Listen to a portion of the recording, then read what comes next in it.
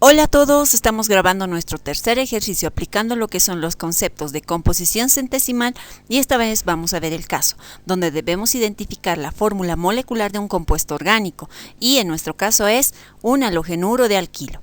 No olvides suscribirte para ver más contenido que estaremos compartiendo en este canal. Y este ejercicio nos dice, un compuesto orgánico tiene la siguiente composición: carbono 37,8%, hidrógeno 6,3% y cloro 55,9%. Si 2,59 gramos del compuesto gaseoso a 100 grados centígrados y 775 milímetros de mercurio ocupa un volumen de 624 centímetros cúbicos, ¿cuál es la fórmula molecular del compuesto? Entonces, lo primero que debemos definir es esto. Nos están hablando de una sustancia orgánica que contiene tres elementos: carbono, hidrógeno y cloro. Sin embargo, desconocemos cuáles son los subíndices X, Y y Z que debemos identificar en este ejercicio.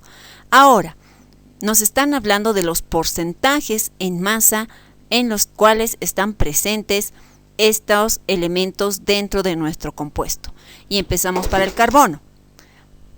Tenemos un porcentaje de 37,8%, para el hidrógeno 6,3% y para el cloro 55,9%. Ahora, vamos a tratar de representar esto, pero en unidades de masa. En lugar de decir 100%, vamos a decir 100 gramos, porque esta suma de estos tres porcentajes debe sumar 100%. Entonces ya no hablamos de 100% o de los porcentajes respectivos, sino de las masas a las que representan estas sustancias. Y vamos a usar una unidad de medida que es de masa y es en gramos. Gramos porque estas están relacionadas con el peso atómico de los elementos. Es por eso que usamos la unidad en gramos. Ahora, decimos que dentro de 100 gramos de nuestro compuesto, 37,8 gramos corresponden al carbono, 6,3 gramos corresponden al hidrógeno y están dentro de estos 100 gramos de sustancia, y 55,9 gramos de cloro están dentro de 100 gramos de la sustancia, de nuestro compuesto. Ahora, ya no vamos a usar entonces los porcentajes. ¿Por qué? Porque estos están relacionados ahora con la masa. Vamos a usar los pesos atómicos de los elementos para llevar estas masas a moles, porque las relaciones X, Y y Z son relaciones molares de este compuesto en nuestra molécula. Ya no decimos 37,8%, vamos a decir 37,8 gramos de carbono y lo vamos a dividir entre el peso atómico de este elemento, que es el carbono, y el peso atómico del elemento es 12 gramos por mol. La división o la relación de estos nos da 3,15 moles, es decir, 37,8 gramos de carbono son 3,15 moles de carbono. Lo mismo hacemos para el hidrógeno. Tenemos un porcentaje de 6,3%, pero vamos a usar la masa a la que representa este porcentaje dentro de 100 unidades de masa, es decir, 6,3 gramos, que son la cantidad que está dentro de 100 gramos, y lo vamos a dividir entre el peso atómico del hidrógeno, que es 1 gramo por mol. Al hacer esta relación 6,3 entre 1, estamos calculando el número de moles al que representa 6,3 gramos de hidrógeno. Y esta relación nos da 6,3 moles de hidrógeno que estarían presentes dentro de 100 gramos de nuestro compuesto. Lo mismo hacemos para el cloro. Tenemos un porcentaje de 55,9% que está dentro de 100 gramos. Entonces decimos 55,9 gramos de cloro que están dentro de 100 gramos de nuestra sustancia, lo vamos a dividir entre el peso atómico de este elemento, y el peso atómico de este elemento es 35,5 gramos por mol. El resultado nos va a dar el número de moles al que representa 55,9 gramos de este elemento cloro dentro de nuestra sustancia. El resultado es 1,57 moles. Ahora que ya tenemos las relaciones en moles en las que están presentes nuestros elementos dentro de nuestra sustancia, vamos a identificar al valor menor que tenemos presente en estos tres elementos. Y en nuestro caso es el cloro. Entonces, como identificamos que el valor menor es 1,57, vamos a dividir a todos entre 1,57, es decir, 3,15 entre 1,57, y el resultado de esta división nos va a dar 2. Quiere decir que por cada mol de cloro hay 2 moles de carbono. Lo mismo hacemos para el hidrógeno. Lo dividimos este valor en moles que encontramos entre el número de moles que encontramos para el cloro, 6,3 entre 1,57. Este resultado nos da 4. Nos está diciendo que por cada mol de hidrógeno o cada mol de cloro hay 4 moles de hidrógeno. Y este lo vamos a dividir entre el mismo, que es 1,57 y que es el valor menor que hemos identificado. El resultado nos va a dar 1. Entonces, todos estos están relacionados entre aquel que se encuentra en menor proporción. Por cada átomo de cloro hay 2 de carbono y 4 de hidrógeno. Y esta es la fórmula empírica de nuestra sustancia, porque esta fórmula nos está relacionando o nos está dando la relación mínima que existe de átomos dentro de nuestro compuesto, que todavía nos falta identificar si realmente esta es la fórmula molecular. Entonces, como esta es la relación mínima de átomos que existe, definimos qué es nuestra fórmula empírica. Ahora, vamos con la siguiente parte. Nos dice que a una cantidad del mismo compuesto la estamos volviendo a estado gaseoso. Estamos identificando una presión y se está sometiendo a un volumen. Ahora, con estos datos debemos calcular el peso molecular. Ya identificamos la fórmula empírica. Y como esto es un gas, vamos a usar la ecuación de estado, que nos dice que una cantidad en moles N de gas está siendo sometido a una presión P dentro de un recipiente que tiene un volumen B a una determinada temperatura T. Las unidades de medida que debemos aplicar depende de la constante R que vamos a usar. Entonces, como tenemos número de moles, vamos a transformar este número de moles N a unidades de masa, porque tenemos una masa. Recordemos que el número de moles es la masa entre el peso molecular. Esa masa M minúscula es la masa de sustancia pura y esa M mayúscula es el peso molecular de la misma sustancia. Una vez que hacemos esta relación de masa y peso molecular, tendremos el número de moles, el cual contiene o al que representa esta cantidad de sustancia.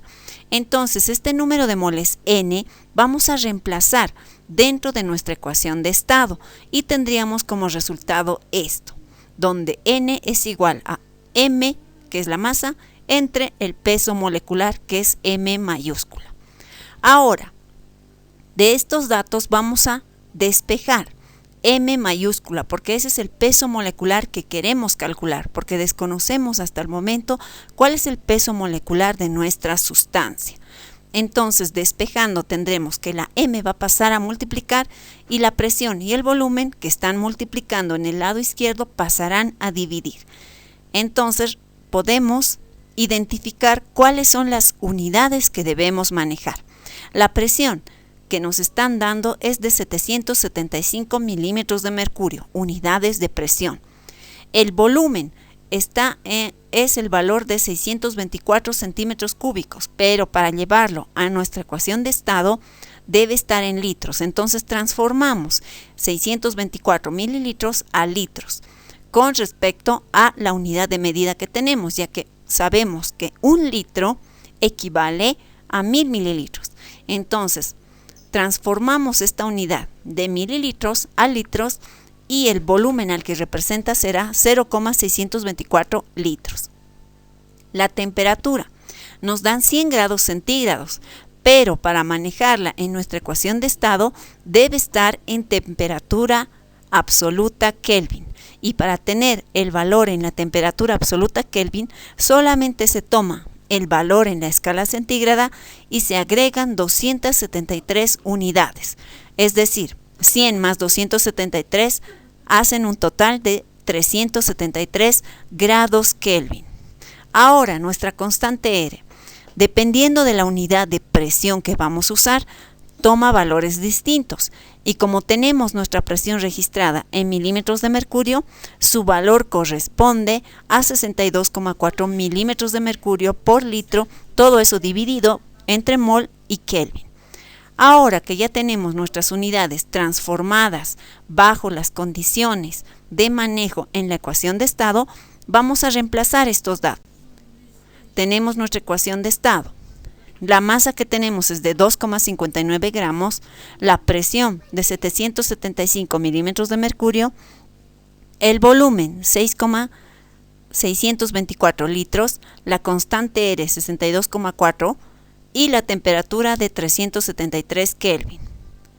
Las unidades se van a ir simplificando, milímetros de mercurio con milímetros de mercurio se van a simplificar, las unidades de volumen también se van a simplificar y las unidades de temperatura también se van a simplificar. Las que no se van a simplificar son gramos y moles. Entonces nos va a dar un peso molecular resultando en gramos por mol.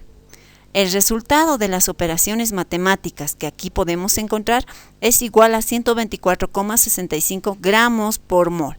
Entonces ese es el peso molecular de la sustancia. Ahora, recordemos que teníamos una fórmula empírica que nos relacionaba y nos decía que por cada 2 átomos de carbono, 4 átomos de hidrógeno, había un átomo de cloro. Y vamos a calcular el peso de esta fórmula empírica a través de los pesos atómicos correspondientes para cada uno de estos 3 elementos. Entonces, para el cloro tenemos 1. Y lo multiplicamos por su peso atómico, que es 35,5. Hacen un total de 35,5. Para el hidrógeno tenemos 4 hidrógenos y el peso atómico del hidrógeno es 1. Hacen un total de 4. Ahora, para el carbono tenemos 2 átomos de carbono y el peso atómico del carbono son 12. Es decir, hacen una masa de 24 gramos. La sumatoria total de esta masa, de estas 3 masas que componen a nuestra fórmula empírica, corresponde a 63,5 gramos por mol. Ahora que ya tenemos el peso de la fórmula empírica, relacionamos con el peso molecular que acabamos de encontrar en su fase gaseosa. La fórmula molecular dividida entre la fórmula empírica nos va a dar un valor que nos indica qué tan grande es la fórmula molecular con respecto a la fórmula empírica. O también dicho de otra manera, ¿cuántas fórmulas empíricas son parte de nuestra fórmula molecular? Porque recordemos que la fórmula empírica es la relación mínima de átomos que existe dentro de nuestra molécula. En cambio, la fórmula molecular nos va a dar el total, la masa total de átomos que están presentes dentro de nuestra molécula. Entonces, reemplazamos los datos, la fórmula molecular o el peso de la fórmula molecular que acabamos de calcular corresponde a 124,65 gramos por mol. Acabamos de calcular que nuestra fórmula empírica tiene una masa de 63,5 gramos por mol. Si hacemos esta relación, esta división, el resultado nos da de 1,96, que redondeando prácticamente es 2. Eso quiere decir que nuestra fórmula molecular es el doble de nuestra fórmula empírica. Entonces, para llegar a nuestra fórmula molecular, deberíamos multiplicar por 2 nuestra fórmula empírica y eso es lo que vamos a hacer ahora. Como ya sabemos que tenemos el doble o 2 fórmulas empíricas que conforman nuestra molécula, vamos a multiplicar a nuestra fórmula empírica que contenía 2 carbonos, 4 hidrógenos y un cloro por 2, que es el valor que acabamos de calcular entre la relación del peso de la fórmula molecular y el peso de la fórmula empírica. Entonces nuestra fórmula molecular será el doble de lo que acabamos de calcular. Tendrá en total 4 átomos de carbono, 8 átomos de hidrógeno y 2 átomos de cloro. Ahora, este sería la fórmula de un compuesto orgánico llamado diclorobutano. Sin embargo, aquí podemos ver una estructura posible de este compuesto. Esta fórmula molecular no nos está dando las posiciones en las que está acomodado los átomos de carbono y de hidrógeno alrededor de los átomos de carbono. Entonces, no sabemos con certeza dónde está el cloro. Sin embargo, aquí tenemos un ejemplo y este corresponde al 2,3 diclorobutano. Es un halogenuro de alquilo donde se ha reemplazado átomos de hidrógeno por halogenuros de alquilo, en nuestro caso el cloro. Ahora, dependiendo de la posición que tomen o que asuman estos cloros en nuestra molécula que contiene 4 átomos de carbono, va a tener distintas utilidades. Entonces, la fórmula molecular o el peso de la fórmula molecular, la identificación de nuestra fórmula, todavía nos deja deficientes a la hora de conocer la estructura real de nuestra molécula. Es por eso que más estudios son indispensables para desarrollar e investigar cuál es la composición, la aplicación y los usos que se les puede dar a nuestras moléculas. Espero que hayas podido comprender y que si te ha gustado este ejercicio, déjanos tu like. No olvides suscribirte y compartir este video. Además que puedes ir revisando nuestras listas de reproducción, donde tenemos más ejercicios que te pueden ser de utilidad. Que tengas un lindo día.